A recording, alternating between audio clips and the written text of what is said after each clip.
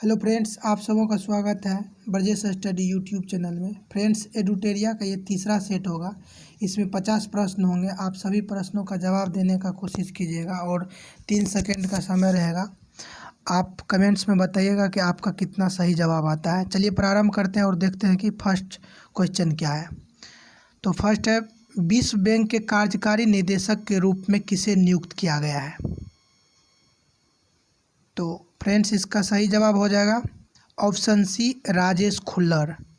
Next है question number 2, 4-5 सितंबर 2020 को बंगाल की खाड़ी में इंद्र नामक युद्ध अभ्यास किया गया। यह युद्ध अभ्यास किनके बीच आयोजित किया गया। तो फ्रेंड्स, इसका सही जवाब हो जाएगा ऑप्शन डी, भारत और रूस के नौसेना के बीच ये अभ्यास है, इंद्र नामक अभ्यास, जो बंगाल की खाड़ी में आयोजित की गई। चलिए नेक्स्ट है क्वेश्चन नंबर 3, किस देश ने दुनिया का सबसे बड़ा सोलर ट्री विकसित किया है। दुनिया का सबसे बड़ा सोलर ट्री विकसित करने वाला देश कौन सा है।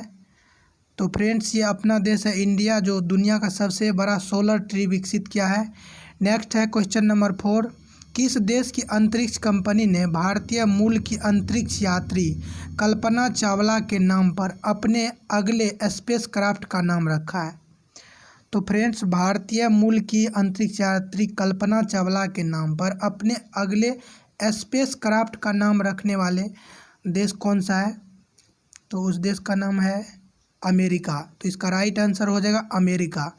नेक्स्ट है क्वेश्चन नंबर 5, वाहन मित्र योजना किस राज्य सरकार द्वारा शुरू की गई। वाहन मित्र योजना किस राज्य सरकार द्वारा शुरू की गई। तो इसका राइट आंसर हो जाएगा ऑप्शन सी, आंध्र प्रदेश। आंध्र प्रदेश के द्वारा वाहन मित्र योजना प्रारंभ की गई। चलिए नेक्स्ट है, हाल ही में ब्लैक लाइव्स मैटर आंदोलन किस देश में चर्चा का विषय बना रहा। ब्लैक लाइव्स मैटर आंदोलन, तो इसका राइट आंसर हो जाएगा अमेरिका। नेक्स्ट है क्वेश्चन नंबर 7, किस संस्था या मंत्रालय द्वारा decarbonising transport in India project को लॉन्च किया गया है। तो इसका राइट आंसर हो जाएगा ऑप्शन सी, नीति आयोग के द्वारा decarbonising transport in India project launch किया गया। चलिए नेक्स्ट है क्वेश्चन नंबर 8, एसबीआई बैंक के नए प्रबंधक निदेशक के रूप में किसे नियुक्त किया गया है। तो इसका सही जवाब हो जाएगा एसबीआई बैंक के नए प्रबंधक निदेशक के रूप में किसे नियुक्त किया गया है। तो इसे फ्रेंड्स हाल ही में अश्वनी भाटिया को नियुक्त किया गया था। चलिए नेक्स्ट है क्वेश्चन नंबर 9, 21 जून 2020 को मनाए गए अंतर्राष्ट्रीय योग दिवस का थीम क्या था। अंतर्राष्ट्रीय योग दिवस का थीम क्या था। तो इसका राइट आंसर हो जाएगा option C, yoga for health, yoga at home. चलिए नेक्स्ट है क्वेश्चन नंबर 10, भारतीय वायुसेना ने कोविड-19 से पीड़ित रोगियों के लिए किस नाम से एक पृथक परिवहन को विकसित किया है। भारतीय वायुसेना के द्वारा विकसित किया गया, इसका नाम आपको बताना है क्या होगा। तो इसका राइट आंसर हो जाएगा ऑप्शन बी, अर्पित। अर्पित नाम से भारतीय वायुसेना द्वारा कोविड-19 रोगियों के लिए एक परिवहन विकसित किया गया। चलिए नेक्स्ट है क्वेश्चन नंबर 11, हाल ही में किस बैंक ने अपनी लोन प्रक्रिया को पूरी तरह से डिजिटल कर दिया है। अपनी लोन प्रक्रिया को पूरी तरह से डिजिटल कर दिया गया है बैंक ऑफ बड़ौदा के द्वारा। तो ऑप्शन ए राइट आंसर हो जाएगा। चलिए नेक्स्ट है क्वेश्चन नंबर 12, 6 जून 2020 को क्रिस्टोबल नामक उष्णकटिबंधीय तूफान का प्रभाव किस देश में देखने को मिला है। तो फ्रेंड्स, इस तूफान का नाम है क्रिस्टोबल, जो उष्णकटिबंधीय तूफान है। इसका प्रभाव देखा गया मेक्सिको में। तो इसका राइट आंसर हो जाएगा मेक्सिको। चलिए नेक्स्ट है, हाल ही में भारत चीन विवाद चर्चा में रहा। चीन की सीमा को स्पर्श करने वाली भारत के कितने राज्य या केंद्र शासित प्रदेश है। तो फ्रेंड्स, यहाँ बताना है कि चीन की सीमा से कितने भारतीय राज्य अपना सीमा बनाता है। तो ये कुल मिलाकर के 5 है, और चीन से सीमा लगने वाला यहाँ आप ऐसे याद रखेंगे SUJHA। तो SUJH, एस से एक सिक्किम है, यू से उत्तराखंड, जे से अब जे जम्मू कश्मीर था, लेकिन यहाँ पर अब क्या आ गया है, लद्दाख आ गया है। लद्दाख की सीमा चीन से स्पर्श करती है, जम्मू कश्मीर की नहीं। और एच से एच से हो जाएगा आपका हिमाचल प्रदेश और ए से अरुणाचल प्रदेश। चलिए नेक्स्ट है क्वेश्चन नंबर 14। फरवरी 2020 में माउंट अकांकागुआ पर चढ़ाई करने वाली काम्या कार्तिकेयन विश्व की सबसे कम उम्र की पर्वतारोही बन गई है। माउंट अकांकागुआ किस पर्वत की सबसे ऊंची चोटी है? माउंट अकांकागुआ किसकी सबसे ऊंची चोटी है? तो इसका राइट आंसर हो जाएगा ऑप्शन सी, एंडीज की सबसे ऊंची चोटी है माउंट अकांकागुआ। चलिए नेक्स्ट है क्वेश्चन नंबर 15। हच मी टू पुस्तक किसके द्वारा लिखी गई है? हच मी टू पुस्तक का नाम है हच मी टू। यह पुस्तक को लिखने वाले कौन है? तो यह है करण पुरी। करण पुरी के द्वारा हच मी टू पुस्तक लिखा गया। चलिए नेक्स्ट है क्वेश्चन नंबर 16। पाकिस्तान को टिड्डी दल से बचाने के लिए किस देश ने वहां एक बतख दल को भेजा?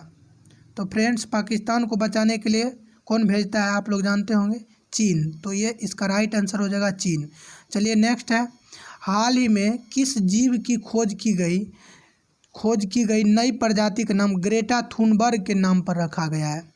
एक जीव की नई प्रजाति खोज की गई जिसके नाम ग्रेटा थुनबर्ग के नाम पर रखा गया। तो इस जीव का आपको नाम बताना है कि वह जीव कौन सा है।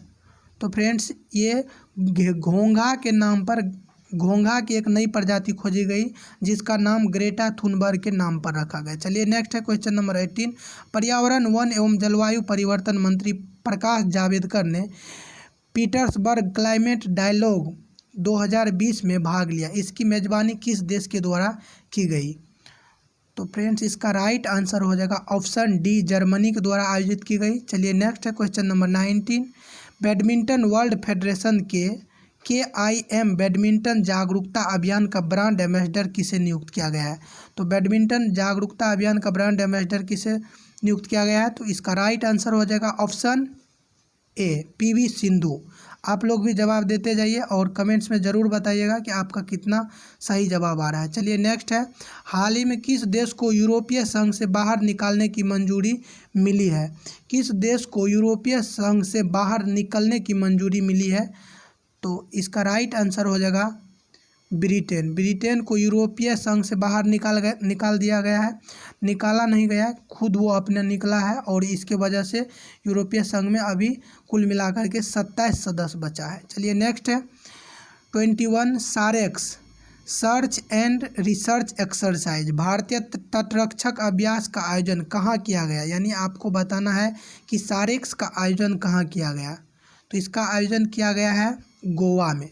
चलिए नेक्स्ट है क्वेश्चन नंबर 22। आदिवासी छात्रों के छात्रावासों के लिए ISO प्रमाण पत्र पाने वाले देश का पहला राज्य कौन सा बना है?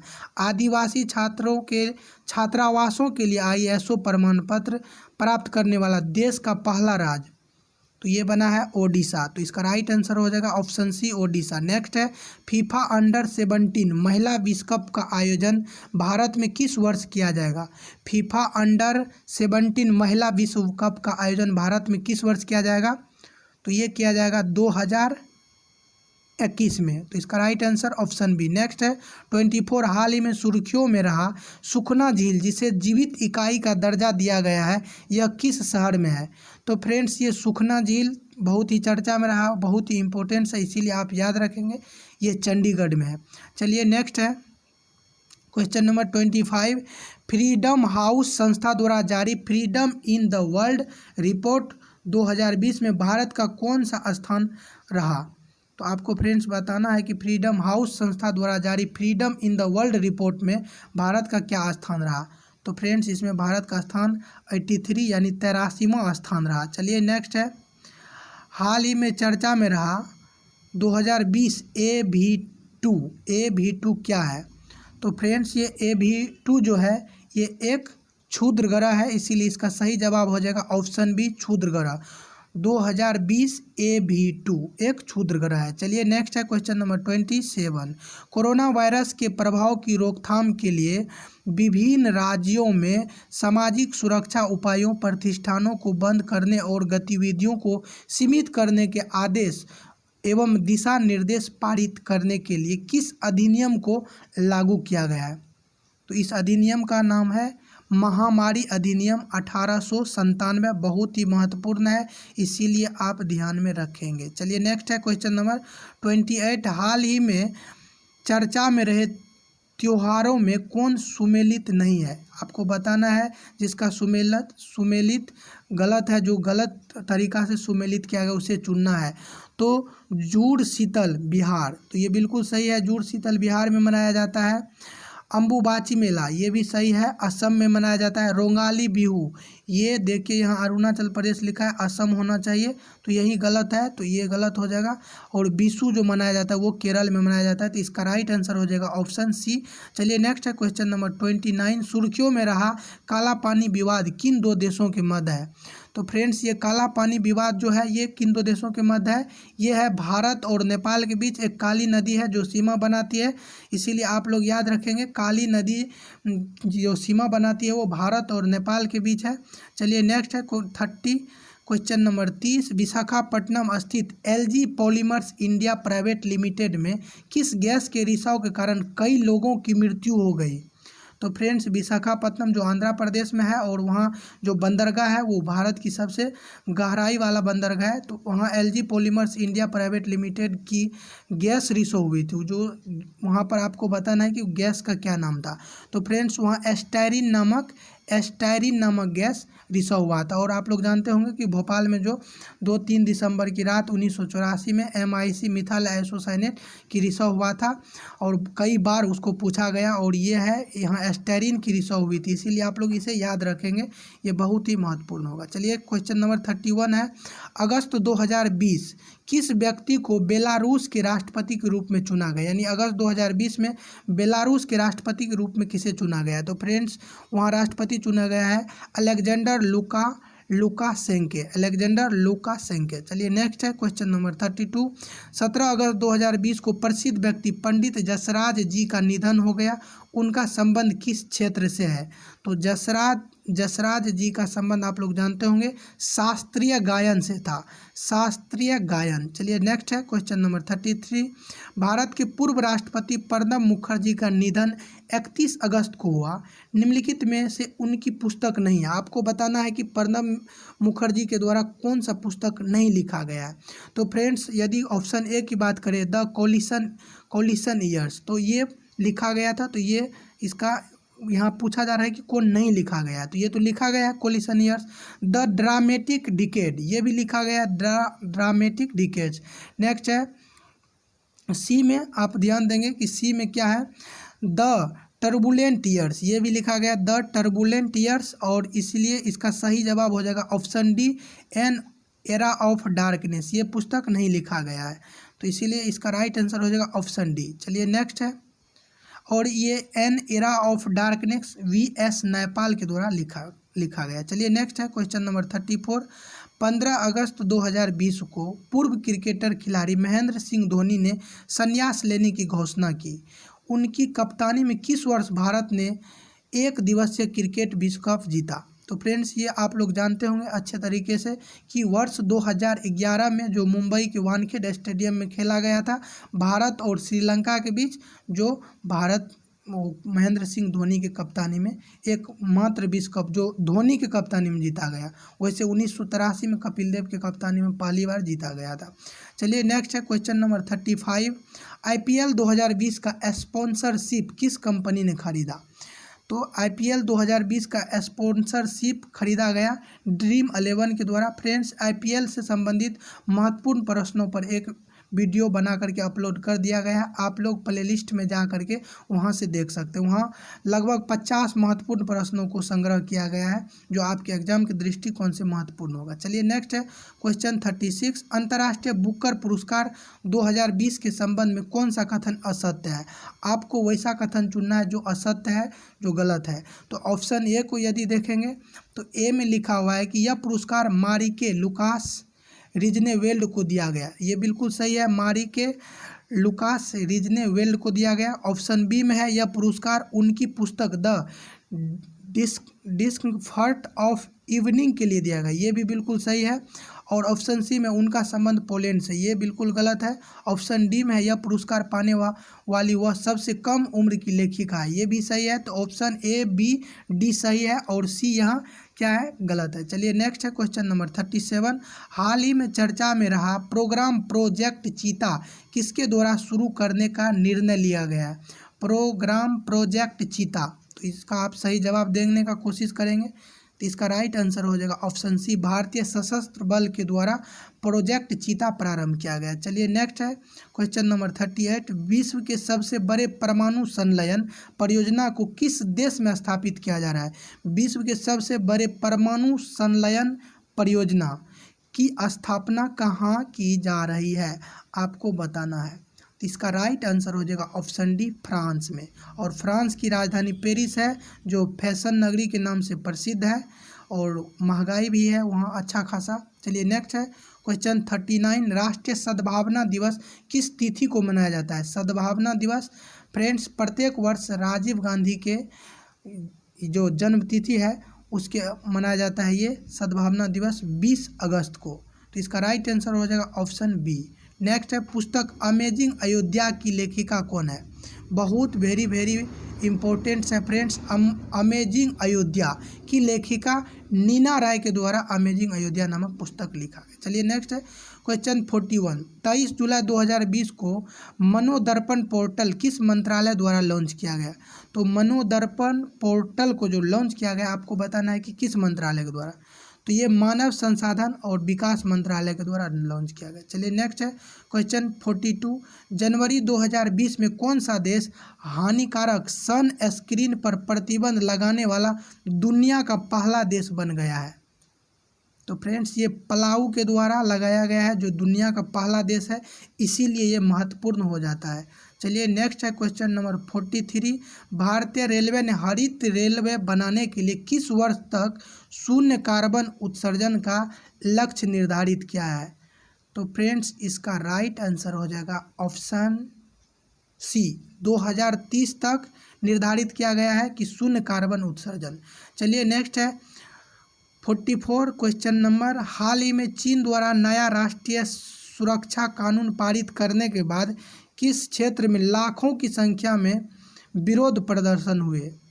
तो फ्रेंड्स चीन में जो ये क्षेत्र है वह है हांगकांग, वहाँ लाखों की संख्या में लोगों के द्वारा सड़क पर आया गया और विरोध प्रदर्शन किया गया। चलिए नेक्स्ट है क्वेश्चन नंबर 45 और आप ध्यान से देखेंगे 45 में है कि बायो रॉक टेक्नोलॉजी का संबंध निम्नलिखित में से किसके संरक्षण से? बायो रॉक टेक्नोलॉजी का संबंध है परवाल भित्ति से। बायो रॉक टेक्नोलॉजी किससे है?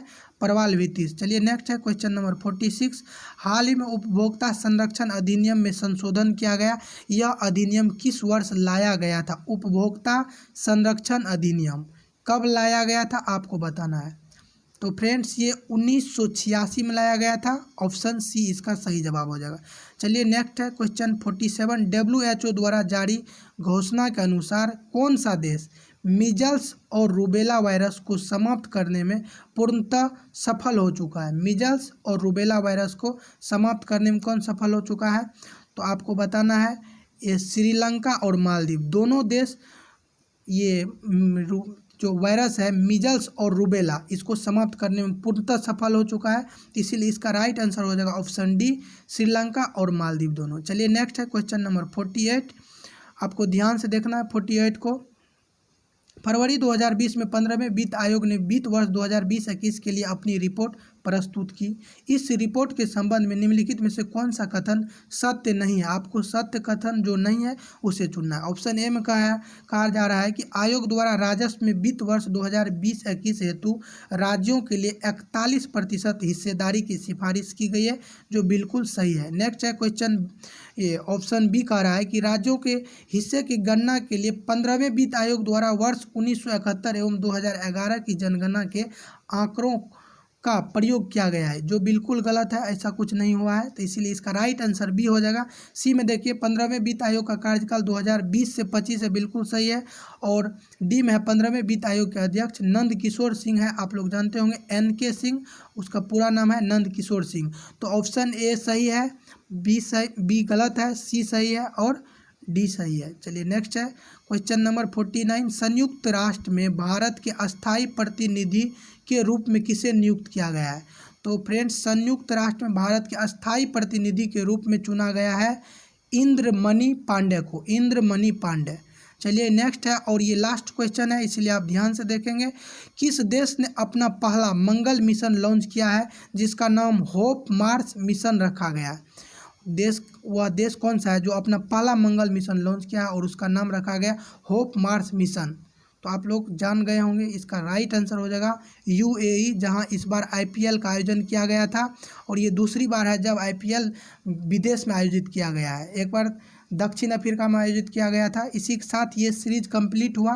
फ्रेंड्स आप ज़रूर कमेंट्स में बताइएगा कि आपका कितना सही आया, और इससे पहले 2 पार्ट्स को अपलोड कर दिया गया है। यदि आप वह नहीं देखे हैं तो आप निश्चित ही जा करके प्ले स्टोर से देखिए, वैसे मैं यहाँ डिस्क्रिप्शन में लिंक दे दूँगा, आप वहाँ से देख लेंगे। यदि आप नए हैं फ्रेंड्स तो चैनल को सब्सक्राइब भी कर लीजिएगा। चलिए थैंक यू सो मच।